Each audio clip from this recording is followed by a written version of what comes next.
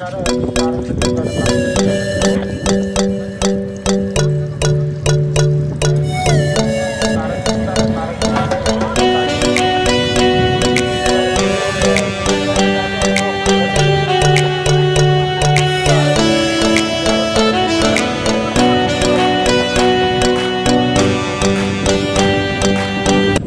वालेकुम नाजरीन, मैं हूं अब्दुल रज़ाक खट्टी।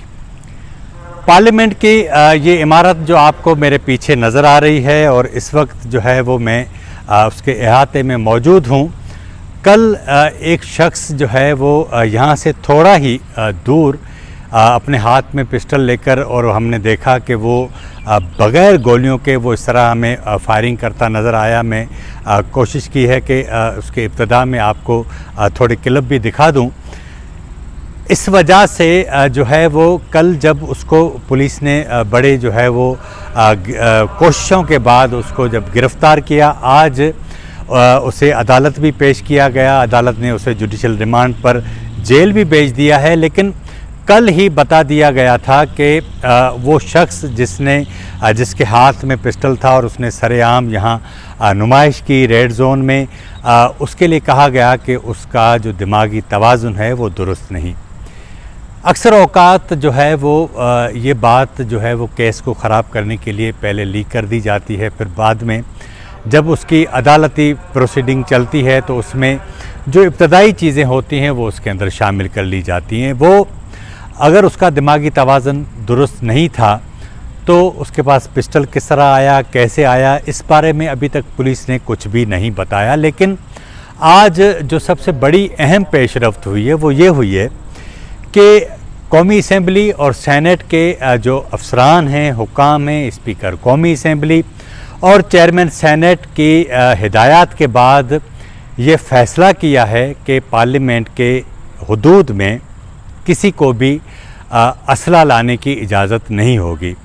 यहाँ पर 342 जो हैं वो अरकान असम्बली हैं, जिनमें 60 ख़वातीन की नशस्तें हैं और जो 10 हैं वो अक़लियतों की नशस्तें हैं। इस तरह 70 निकाल कर बाकी जो लोग हैं वो बराह रास्त मुंतखब होते हैं, और उनमें से एक ऐसी एलीट भी है जो बग़ैर मुआफ़िज़ों के नहीं चलती, उनके अपने मामलात होते हैं। लेकिन यहाँ पर जो डिस्कस करना था वो ये था कि बिलावल भुट्टो ज़रदारी हैं, इसी तरह जो है वो जब वज़ीर आज़म इमरान ख़ान आते हैं उनके पास तो खैर अपनी सरकारी सिक्योरिटी होती है। इसके अलावा दीगर जो लोग रहनुमा आते हैं, MNAs, उनके पास भी अपनी सिक्योरिटी होती है। उसमें कुछ बलूचिस्तान के साथ ताल्लुक़ रखने वाले MNAs हैं, सेनेटर्स हैं, जिनकी प्राइवेट सिक्योरिटी होती है, निजी सिक्योरिटी गार्ड होते हैं। वो पार्लियामेंट के गेट नंबर 1 के सामने हमने अक्सर औक़ात देखा है कि वो वहाँ हमें खड़े नज़र आते हैं, उनको अंदर जाने नहीं दिया जाता, आने नहीं दिया जाता। ये मेरे करीब बिल्कुल पार्लियामेंट लॉजेस है। यहाँ से अगर लोग MNAs आना चाहें तो पैदल भी वॉक करते हुए आ सकते हैं, लेकिन अक्सर औक़ात हम देखते हैं कि ये जो एलीट है इनके अपने हिफाजत के मसाइल हैं, तहफ़्फ़ुज़ के मसाइल हैं, तो ये लोग बुलेट प्रूफ गाड़ियों में आते हैं। बहुत सारे ऐसे भी सियासी रहनुमा हैं जो यहाँ नहीं रहते, उनके अपने अपने जो हैं वो घर हैं, वहाँ रहते हैं और अपनी सिक्योरिटी। आज इस हवाले से आने वाले दिनों में क्या होगा, मैं चाह रहा था कि आज उस तरफ आने से पहले माजी में क्या होता रहा है उस पर बात करें।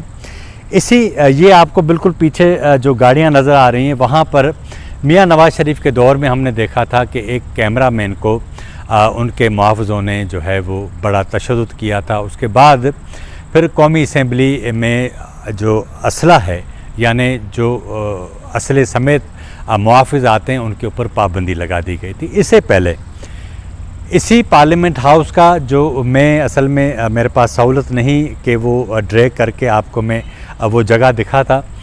मेन गेट है पार्लियामेंट हाउस का, उसको गेट नंबर 1 कहा जाता है।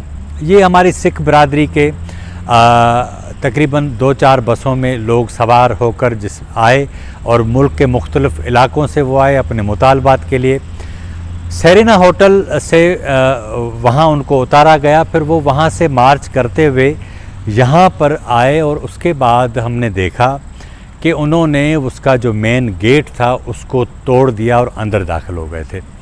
یہ بڑی جو ہے وہ انتہائی جو تشویش کی بات تھی، اور پھر ہم نے دیکھا ان دنوں مسلم لیگ نون کا دور تھا، میاں ریاض حسین پیرزادہ، ڈاکٹر درشن یا دیگر جو ان دنوں اہم حکومتی جو رہنما تھے، انہوں نے ان کے ساتھ مذاکرات کیے، بات چیت کی، اور انہیں واپسی کا جو ہے وہ باعزت ایک راستہ دیا۔ ڈیموکریسیز میں ایسا ہی ہوتا ہے، لیکن ان حالات میں جس طرح یہ ہوتا رہا، یہ بھی کوئی نئی بات نہیں۔ اس سے بھی پہلے اسی ایوان میں پیپلز پارٹی کا پہلا دور تھا، نصیر اللہ بابر صاحب مرحوم وزیر داخلہ بھی تھے۔ ان دنوں بھی جب دہشت گردی تھی، اور اس کے بعد پھر ہم نے دیکھا بھی تھا، اس ساری صورتحال میں کچھ لوگوں نے کہا کہ ہم یہاں اپنے گارڈ لے کر آئیں گے، دیکھتے ہیں کہ ہمیں کون روکتا ہے۔ پھر نصیر اللہ بابر صاحب نے کہا، انہوں نے ان کے ہاتھ میں وہ چھڑی اٹھایا کرتے تھے، انہوں نے کہا کہ میں دیکھتا ہوں کہ یہاں کون جو ہے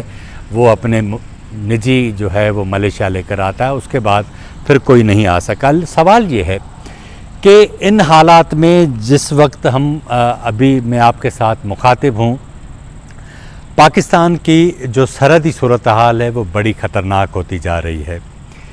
افغانستان کے اندر جو صورتحال تبدیل ہو رہی ہے، اور اس میں ہم دیکھ رہے ہیں کہ کہا یہ جا رہا ہے کہ افغانستان کے جو ٹوٹل افغانستان ہے اس کے 85% پورے علاقے کے اوپر طالبان نے اپنا کنٹرول کر لیا ہے۔ حالانکہ افغانستان کی حکومت کا یہ ورژن نہیں ہے، لیکن اس کے باوجود پاکستان کے میڈیا میں طالبان کا یہ جو موقف ہے پاکستان کے لوگوں تک پہنچایا جا رہا ہے۔ اس کے ساتھ ایک اور بات بھی ذہن میں رکھیں، وہ یہ کہ مختلف ویڈیو کلپس ہیں جن میں جو لوگ ٹی ٹی پی کے ہیں یا طالبان کے لوگ ہیں، تحریک طالبان افغانستان کے جو لوگ ہیں، جو اس طرف اس جنگ کے دوران جو ہے وہ ہلاک ہوئے ہیں، ان کے جنازے یہاں لائے جا رہے ہیں، ان کی جنازے نمازیں ہو رہی ہیں، اس میں تحریک طالبان پاکستان جو آلریڈی کالعدم ہے اس کے لوگ شریک ہو رہے ہیں، اور وہ ویڈیو